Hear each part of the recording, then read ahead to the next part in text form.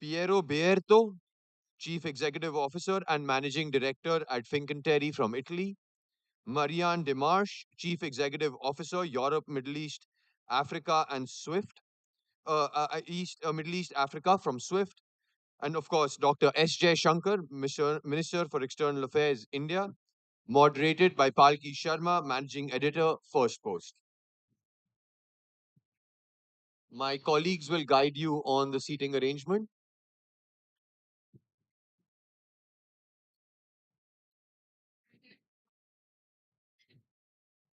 Sir, sir, this is just.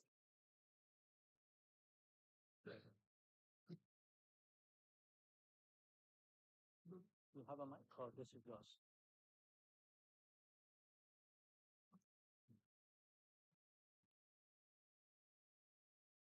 Palki, over to you. Thank you. Good morning. Namaskar. There's a running joke in the news media that Elon Musk is the co president of the United States. It is not true, but it is relevant to our session and our discussion because we are talking about the intersection between governments and businesses and how they shape our world. We are in the middle of a major geopolitical realignment, and corporate entities play a crucial role here. You see Western companies banding up with Western governments. You see Chinese companies banding up with the Chinese regime. So it's not just country versus country anymore. It is a country plus its companies versus others. And this is not necessarily new. You may have heard of a certain East India company and you know how that played out. But in today's context, how will this new equation impact big power play and big power rivalries? That's what we'll discuss. We have a crack panel here. Good morning to all of you. Joel Kaplan, let me start with you. The US administration, the new US administration, prefers fewer social media regulations, even when it comes to fact checks. And companies like Meta have responded to this by ending third party fact checking. But in Europe, social media regulation is a top priority. So, is that going to be the future of platforms like Meta, where you don't have a uniform policy or principle, you just operate or respond to the country that you're operating in? Well, first of all, Palki, thank you for having me on the panel. It's an honor to be here with the Honorable Minister and the other august guests. Um, I mean, there is obviously been a change in administration in Washington, and I would say the Trump administration does have a very different orientation towards uh, social media companies, but towards American companies and American tech in particular than the prior administration did. And while it's true that President Trump and his administration are much more interested in expanding the freedom of expression online than the prior administration was. I actually think that the bigger change, at least that we're experiencing as a company and as a sector, is that we have an administration in Washington that is interested in promoting American technology, advancing Western values in technology, and honestly defending American tech companies against what they perceive to be a discriminatory regulation targeted at them. That's something we've seen, particularly in the EU, over the last number of years, and I think it is a change and one that we're experiencing and are candidly quite pleased about, to have an administration that's prepared to defend American values online and American companies again against what we and they perceive to be unfair targeting. Um, when it comes to the changes that we've made recently around fact checking, um, we found that we know that people don't want to see misinformation on our platforms. It's not good for us. It's not good for them. But the system that we had put in place a number of years ago to deal with a third-party fact-checking program just proved to be too prone to political and partisan bias, and had destroyed at least as much trust and credibility as it had built. And so we decided to replace that system with another approach that leverages the many different voices and people and diverse perspectives on our platform, a system called Community Notes, which is sort of like you can imagine, think about Wikipedia and think about the way other platforms have relied on community-based systems to provide more context and more information. We think that's going to be really promising. But will you stick to that even in countries where there's a repressive regime or stifling of free speech or human rights? Well, we're starting it in the United States. It's rolling out in the next couple of weeks. We're going to take our time to make sure that we understand how it's working and that we get it right, and then we'll look to expand to other countries. And of course, we'll take into consideration the different information ecosystems and news ecosystems that exist in different markets in different countries, and we'll make sure that we do it deliberately and carefully. Pier Roberto Folgiero, protectionism clearly is creeping up across the world, with the US becoming the unexpected flag bearer of it. How much of an impact will these trade and tariff barriers slash wars have on trade volume and global trade? Good morning, everyone, and thank you for this invitation. And I'm very honored to be at the same panel with the minister. But let me say that what we are living is the geopolitics of shipbuilding. You know, we are shipbuilders. We build ships in 5 continents. But all of a sudden, the world realized the geopolitical power of shipbuilding. And you know, Western countries abandoned shipbuilding something like 20 years ago. So the vast majority of ships in terms of tonnage are built in between China and Korea. So all Western countries are rethinking the strategic importance of this industry. US, first of all, and China is somehow having a long-term view on the importance of the maritime economy, starting from shipbuilding as a building block, moving to logistic business, all the way to owning port infrastructure. Now it's time to rebalance all this. What remains in Western countries is technology-driven shipbuilding.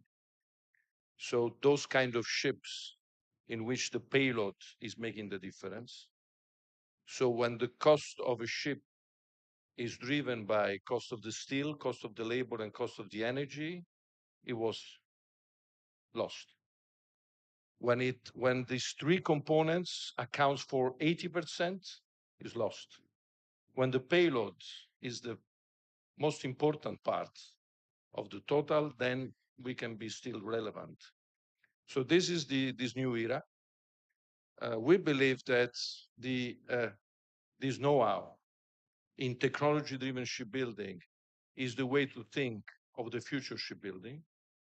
So that's why we are very interested in joining forces through a common geopolitical platform, but joining forces in order to go for a kind of renaissance of shipbuilding in a way that is instrumental to this new geopolitical order.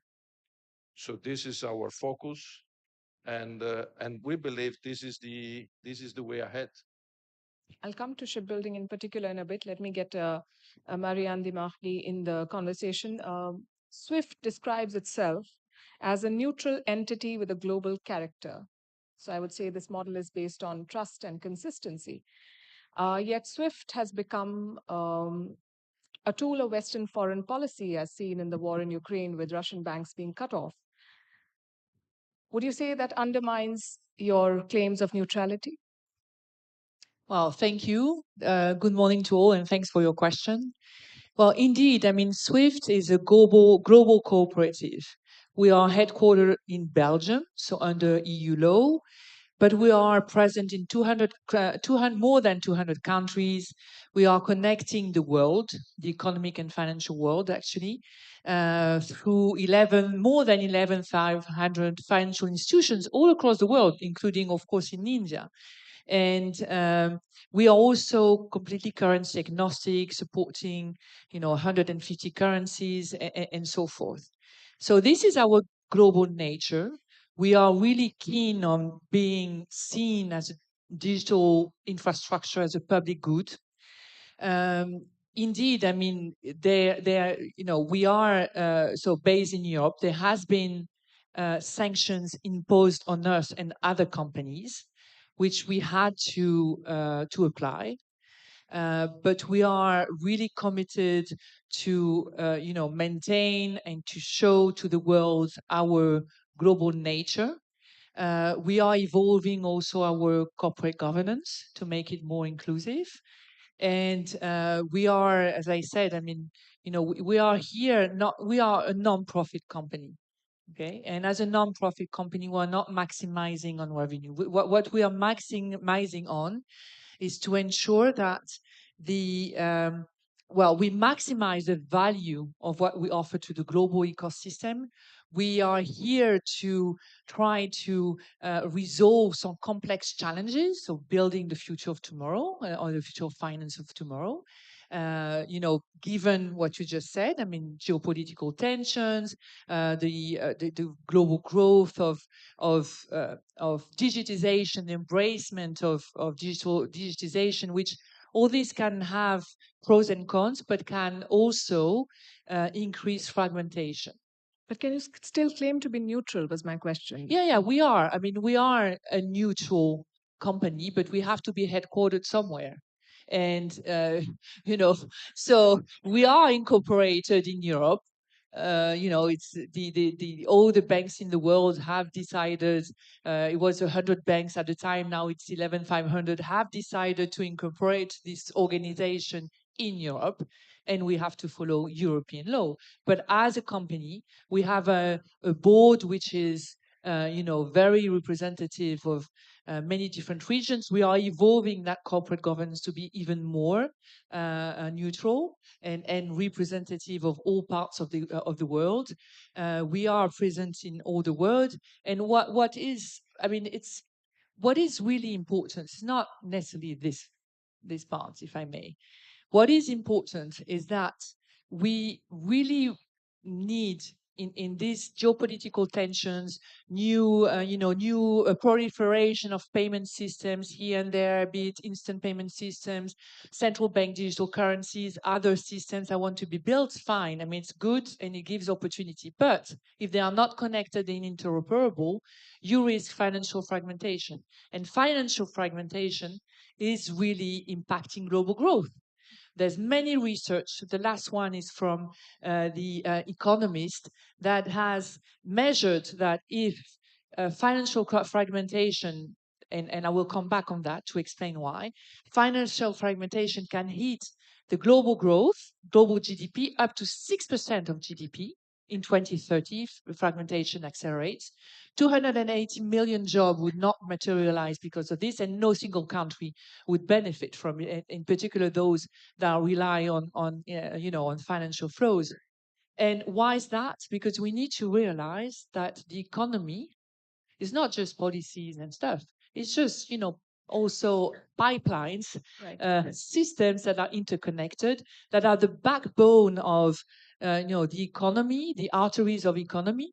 And if this is not functioning well, the economy suffers. Right. I would have asked you, Dr. Jaishankar, if we'll help SWIFT find a new headquarters. But on a more serious note, I want to ask you, historically, India has shied away from weaponizing trade and financial institutions. And you yourself have said that we are not in favor of national sanctions. But with the way the landscape is changing, and you've heard all the other players speak, do you think that trade barriers and tariffs and tech sanctions or tech restrictions have a place in our foreign policy, or should have a place in our foreign policy? Before I come to that, I just want to say, I can see there are really three capitalists sitting on this side, but I'm impressed to be seen as a commissar. It's a term from my youth, and I was quite amused to see it being used in this age, but I take it as a compliment. Now, your point, tariffs, sanctions, what's happening, export controls. I think whether we would like it or not, they are a reality. Countries use them. In fact, if one looks at the last decade, I would say we have seen a much greater weaponization of pretty much any kind of capability or any kind of economic activity. It could be financial flows, it could be energy supplies, it could be technology. This is the reality of the world. So, since I take the world as it is, we have to negotiate our way through that and see, how best uh, we can do for our own country. Because at the end of the day, for a government, for a commissar of the government, you fight for your business. You fight for your business because you're fighting for your employment.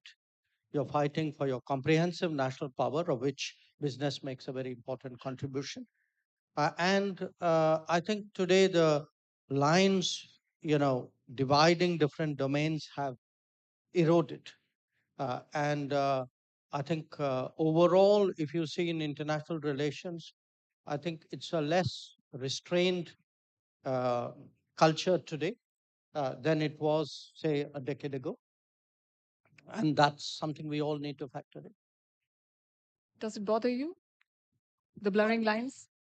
I'm not, I wouldn't say it would bother me because I've seen its evolution. I mean, I just accept it as part of the playing conditions.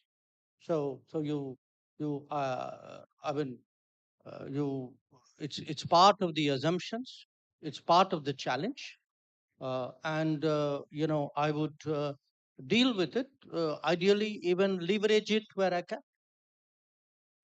Joel Kaplan, the internet was supposed to be borderless, a utopian free space where ideas and thoughts flowed freely. But now there are more and more firewalls being imposed by various regimes. Is that the future we should brace for a fragmented space divided by geopolitical lines? Well, I don't think that that's a future that we should accept. And I think there are real opportunities, even as we speak, to make progress in ensuring that's not the case. And let me give an example of an area that we're quite focused on, as is the government of India. At the Paris AI Summit a month or so ago, Prime Minister Modi very vocally embraced the idea of open source AI, and that for company like ours, that was very gratifying because we're spending, Meta is going to spend in 2025 something on the order of 60 to 65 billion dollars investing in AI to build foundational models, the most powerful, advanced, performative foundational models, which we will then make available for free to developers around the world to build on top of, to fine tune, to modify, to customize, to apply their local language data sets. And a country that is really thriving in taking advantage of that opportunity is India. And the reason why I think that's important to your question is this is the way in which we can ensure that the shared values of like the great democracies in the world are what is embedded in the technology of the future. Because we know that it's not just American tech companies like Meta that are making these kind of investments and that have the ability to develop these sort of open source technologies in AI. We saw a month or so ago with the release of DeepSeek out of China that the Chinese are fierce competitors in this area, and they understand that this is one of the technological battlefields of the future, and it's really important that the decision be made as to whether there's going to be an open source standard, a global open source standard that emerges. If you think about past technological advances, you had an open source model in Linux and in Android. And I think we can all be grateful that Linux was a Finnish company and Android was out of an American company, and that the American values of openness, or the shared Western values and democratic values of openness and transparency, are embedded in that technology. That's a choice that we get to make. And the regulatory environment that countries like India and the United States decide on will determine whether the future is built on these shared democratic values or on a different alternative that's emanating out of China. I'm really optimistic about what I see when I come to India, and it makes me think we can avoid the kind of future that you described. I see how China has emerged as a villain, and TikTok is an example of that. The allegation is that TikTok shares data with the Chinese regime, as I'm sure a lot of other Chinese companies do. But here's my issue: American companies do the exact same thing. In the last 10 years, Meta, Apple, and Google handed over data from 3.1 million accounts to the US government. Meta's data sharing is up by 675% in this time. So basically, American companies get away with doing the very same thing by virtue of being American. I mean, respectfully, that's just not remotely the same thing. Of course, companies like our companies reply to lawful orders to protect people from child sexual exploitation, from sex trafficking, from terrorism. I don't think that's inconsistent with democratic values. I don't think that's what we see in China. And honestly, I'd be surprised if that's a shared view. Pier Roberto Folgiero, every company is a product of the country it operates in, and that sometimes also creates an uneven playing field. You mentioned shipbuilding. China is set to give around $15 billion every year in subsidies, and I'm not even counting the steel subsidies, which is a significant and important component. Now, Western governments and companies are investigating this unfair practice. Would you say they were caught napping at the wheel? It's been happening for many, many years. But again, first of all, let me tell you that I'm very happy to participate to this panel because I'm the only hardware guy. Huh? Because now it's time for software code writing. But in order to host software, you need hardware producer. So let me play the game of the heavy industry around the table. Let me say that in this new geopolitical landscape, we need to go for a kind of reindustrialization. That's what is expected to happen in Western countries. So shortening certain supply chain and go back to production. And we have to tell young people that production is a beautiful job. In the old times, if you're not good at school, you will go to the shipyard. Now we have to tell even our brilliant young people that production is back, and you need to go and cope with hardware, not only software. So that's the game I'm gonna play. So this is very important. Obviously, we need to modernize shipbuilding. So in order to be attractive and in order to reindustrialize Western countries, we need to offer a job that is as robotized as possible, as automated as possible. That's what we are doing in our shipyard. So yes, you need tariff in order to protect yourself, but at the same time, you need to reindustrialize yourself. And again, it comes from the culture of young people. It starts from there. Then it's a matter of rethinking industrial processes, injecting as much as new technologies as possible. Again, in terms of manufacturing, in terms of robotization. Basically, we have to implement in the shipbuilding something similar to what happened in the automotive sectors 20 years ago, 30 years ago. Obviously, mutatis mutandis, because there are a lot of we work in open field, so we don't work in chains, but there is a lot to do, a lot to do.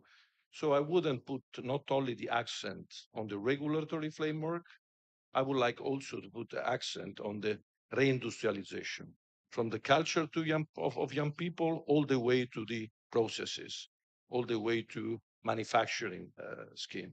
And I believe in this respect, India can play a very important role, simply because in this renaissance of shipbuilding, India can start from engineering capabilities, coping engineering capabilities, and coupling, sorry, engineering capabilities with manufacturing of components, so supply chain, uh, fabrication, and manufacturing of key systems that need to be installed in a ship, and third, availability of labor. So it's very rare to have these three massive skills in the same geography, and on top of it, there is a big domestic demand. So these existing condition precedents are associated with a domestic demand. And I believe that this is a long journey because, again, heavy industry is not software. So you need to be, you know, slow biorhythms. That's the name of the game. But it's a process that is starting. And we are more than happy being the biggest Western shipbuilder. We are more than happy to get along with this renaissance of shipbuilding and putting our technological expertise, because again, the ship of the future is not a hull made of steel, it's a system of systems. That's the concept of technological ships. So we are more than happy to take all these historical roots of the country and associate with our geopolitical bloc expertise and joining forces. Right. Mariana Demar, Russia and China are said to be exploring alternatives to SWIFT, and that is 24% of the global economy breaking away from your network. Do you think they can mount an effective challenge to SWIFT? Also, SWIFT was envisioned as part of a global financial infrastructure, and that was underpinned by a globalist US and the near monopoly of the dollar, both of which cannot be assured anymore in the given circumstances. So, do you think that they have a future, or do you think that the world will explore alternatives? Yeah, thanks. It's a very important question. Thank you. Well, actually, is what I was saying. I mean, you have geopolitical on one side, you have technological innovations on the other side. For instance, central bank digital currencies or a new way of moving value across the board. So you have different factors that drive fragmentation. Fragmentation meaning, indeed, I mean, some financial systems that may at some point be completely disconnected. And that will happen. I mean, it's already happening. And that's a fact of life, I would say. But what is our view is that, global trade over the past has been a fundamental driver of growth. And how has it been? Because of and thanks to the integrated financial system we have built all together. So a secure, trusted, a really reliable, but also connected and interoperable, as I said, the arteries and backbones of the financial economy. So our role in this will be, and due to the fact that fragmentation hurts badly the global economy, our role will be to maintain the glue of the ecosystem. Okay, we are we are interconnecting the financial ecosystem. We want to continue to do it with potentially these systems that, okay, there may be there's the Russian system, there's the Chinese system, which is not a competitor, by the way. It's just relying on SWIFT for the international part of the RMB. But there will be other platforms like central bank digital currencies. How do you want to a business to send payment to another business or another person in a country with a central bank digital currency which is natively created, but we're not connected. So our role will be to make sure that we interconnect to the different systems, if the systems want it, and to ensure that the global trade, global flows continue to happen, and that we support global growth. So that will be important in the future, indeed. Right. Dr. J. Shankar, how do you see the weaponization of things that were intended to be global goods, like SWIFT or social media or telecom? Do you think that undermines trust in these institutions? And does it push India then to explore alternatives, perhaps homegrown ones? Well, there are different ways of dealing with weaponization. One is to stay on the right side of the weapon. So, you don't get hit, others do. Uh, but the look, here's the reality. Uh, the world today makes business decisions, uh, factoring in national security in a manner in which it did not do so before, especially in the digital era. And two of them here, in fact, all of them here, in some way are deeply involved in that. In the digital era, I think it's not just about cost, it is about comfort, it is about trust.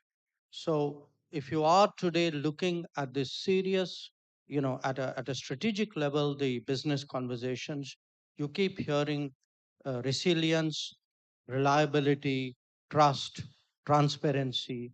So you want to do business more and more with those with whom you are secure. And your earlier point that everybody has, every partner offers some risks. Yes, but you would rather take the risks with those where your interests are not contradictory, then the risks are not that great, rather than those with whom your interests could clash or do clash. So I would argue today that countries, in a way, need a kind of a macro business strategy. And certainly, when you look at India, when we look at the world today, we see, we are involved right now in three big trade negotiations with the EU, with the UK, and now with the United States. These are our growth markets. These are our technology partners.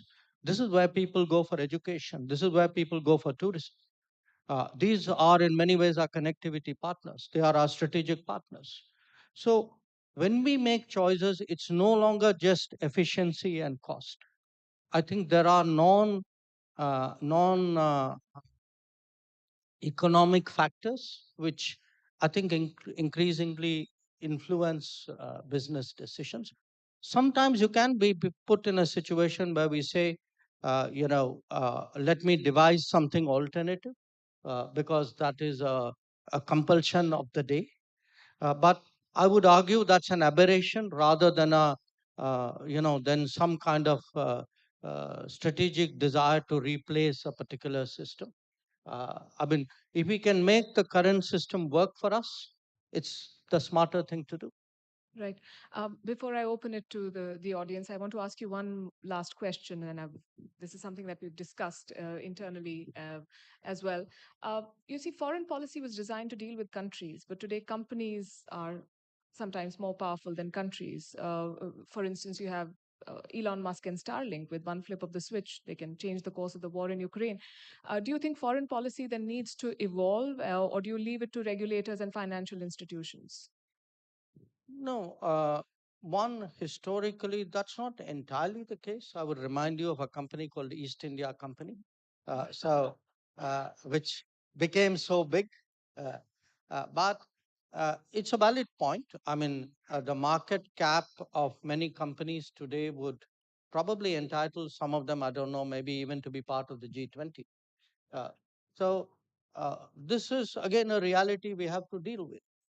So sometimes, you deal with them in tandem with the government. Sometimes you deal with them directly, but you have to deal with them. I mean, this is the necessity in my business. Right. We'll open it to the audience. We can take a couple of questions, I suppose. Ma'am, here. Ma'am, Whoever this side. gets the mic.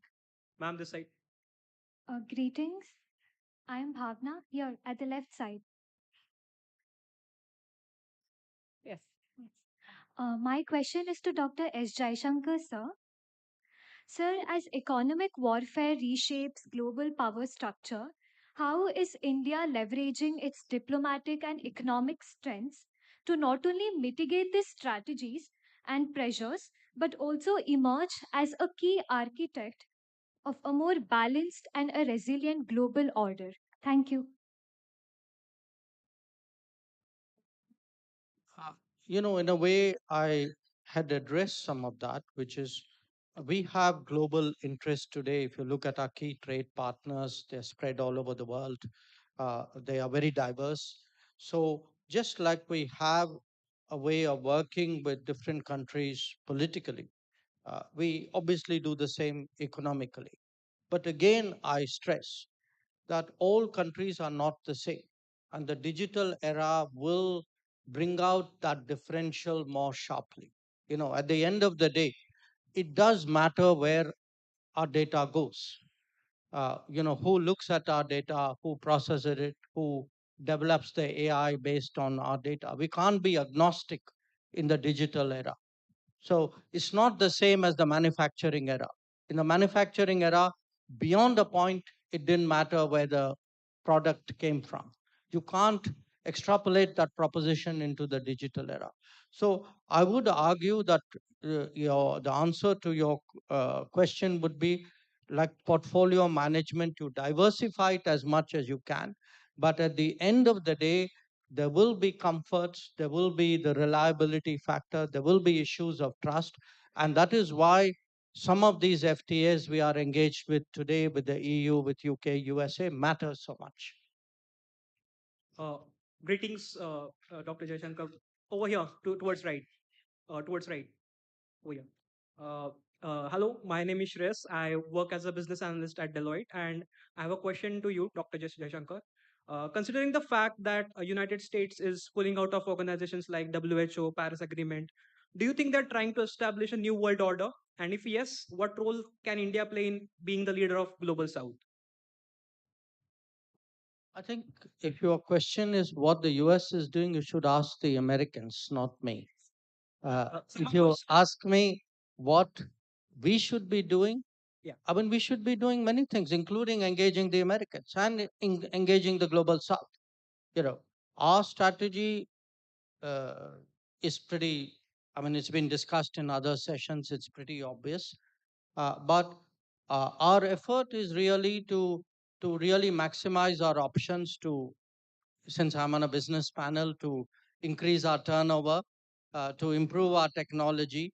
And we are on a strong growth trajectory. And as a business, as a country which has decades of growth ahead, that's what we should be planning for. Now, different countries will make decisions, that's their prerogative. We have to factor it in while making our calculations. I can't tell some other country that don't do this because it's not convenient to me. That's their call, not mine. Thank you. We'll take one question from the Raisina young fellows. Hello. Yes, So yes, this is- and Hello. for the rest of the panel as well. Okay. I'm from China and I'm working for a European think tank. I have one question for Mr. Kaplan. So Meta CEO like Mark Zuckerberg has reportedly shown interest in assessing the Chinese market for many years. And what makes news headlines lately is that in 2015, the company developed a system that would accommodate Chinese content regulations, including features to restrict certain content and potentially share user data. Does this mean that for global tech companies like Meta, the stated democratic value and user privacy could be compromised for market access? Thank you. Thanks for the question. So Mark was pretty clear for a number of years, probably starting about a decade ago, that for a company whose mission was to connect the world, you couldn't really accomplish that mission and leave out a country with over 1 billion people. And so he was very interested in being able to offer our services in China, and we did spend a couple of years discussing with the Chinese government what it would take for uh, for us to be allowed to offer our services. And um, as Mark explained in a speech at Georgetown University in 2019, we ultimately were not able to come to agreement in doing the things that would be necessary for us to offer our services in China, the things that are demanded of companies that do offer their services in China, many of which are sort of well-known household names. Um, and what Mark said in 2019 is that actually freed us up to be less encumbered in defending and talking about freedom of expression. And so at the end of the day, uh, that's a better position for us to be in, one where we can continue to defend and talk about the values that Facebook was founded on and its roots in free expression. Dr. Jaishankar, I represent the financial investors worldwide. We On the wanted right, the Raisina young fellows, or do we wrap? just a last question, Uh, ma'am. Ma'am, we have 30 seconds. We'll take one student, please. Thank you. Thank you very much for your insights. The panel has established. You have to be louder. Oh, come closer to the it's mic. better? Yeah. Okay. Thank you very much for your insights. The panel has established the close relation between innovation, competitiveness, and national security. A cornerstone connecting all that is national data, which for innovation needs to be leveraged in the cloud, but for national security needs to be protected as good as possible. Hosting such data on a cloud on foreign hyperscalers appears to make nations at least a bit prone to geopolitical threats. So I was wondering, how does the Indian government plan to expand state security in the digital realm? Or put it differently, how do you define digital sovereignty in the current geopolitical context? Thank you. I'm guessing it's for you.